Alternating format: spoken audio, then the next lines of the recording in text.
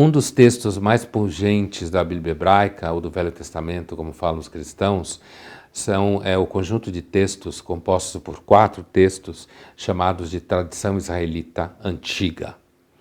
Esse conjunto de livros se compõe de Provérbios, Eclesiastes, Livro de Jó e Cântico dos Cânticos. Supostamente esses livros foram escritos pelo rei Salomão, que é conhecido por ser o rei mais sábio da Israel antiga.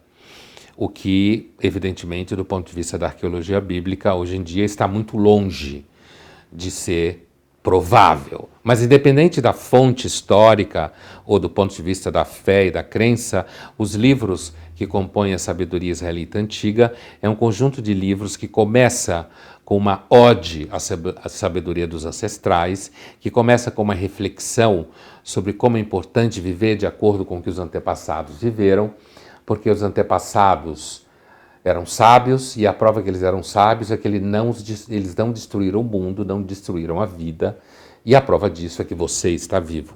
Então essa ideia de que há um louvor a ser feito daqui para trás, que é muito estranho do ponto de vista moderno, em que o louvor todo está associado à ideia de progresso, à ideia do que vem depois, esse é o primeiro passo para se constituir o caminho da sabedoria, compreendida como o núcleo da filosofia israelita antiga. Quando a gente fala em sabedoria israelita, a gente está se referindo qual seria a reflexão filosófica que existe na Bíblia hebraica ou no Velho Testamento, como falam os cristãos.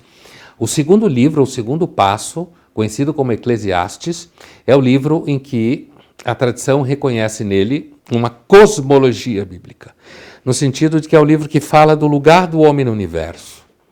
E esse lugar é o lugar do efêmero, é o lugar, como diz o próprio texto, do vento que passa, da nuvem de nadas, do vazio, da vaidade.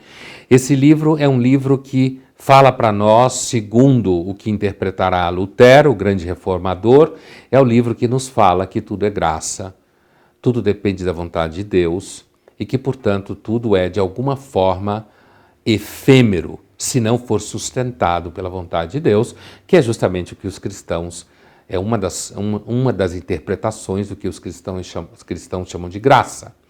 Então, esse segundo passo, se você veio de um passo no caminho da sabedoria, que é aprender a respeitar os ancestrais. Depois você passa por um segundo passo, que é entender o seu lugar no universo, que é um lugar onde embaixo do sol tudo é nuvem que passa.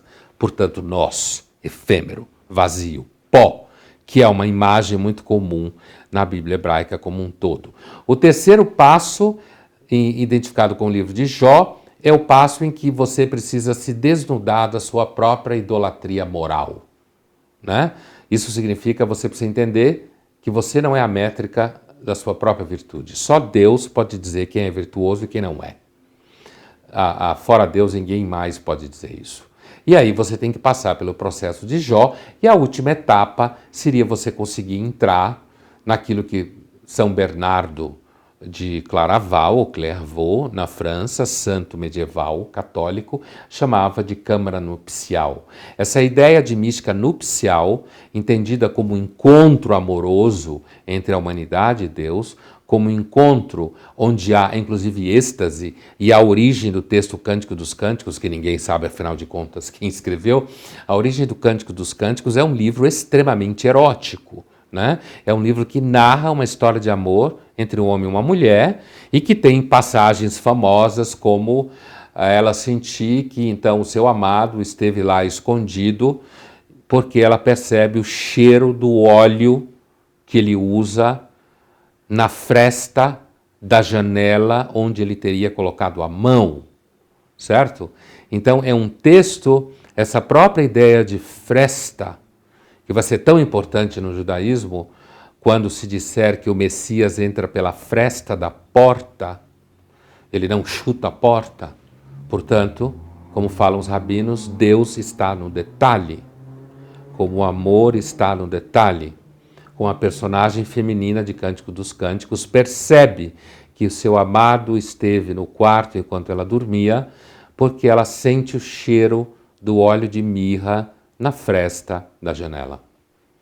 Se você quiser saber mais sobre isso, eu acabei de lançar o módulo sobre alguns livros da Bíblia hebraica, basta acessar o site.